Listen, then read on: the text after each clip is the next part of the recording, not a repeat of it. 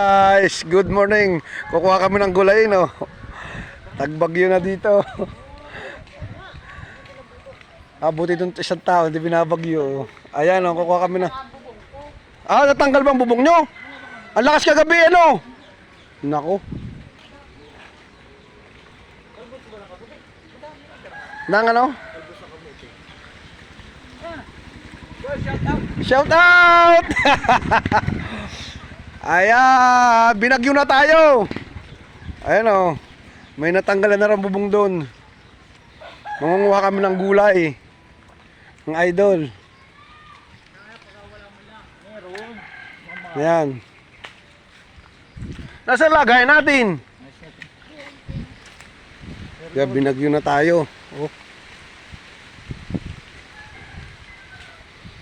Ay, nako, yung mga puno ng saging dito sa ating kapitbahay.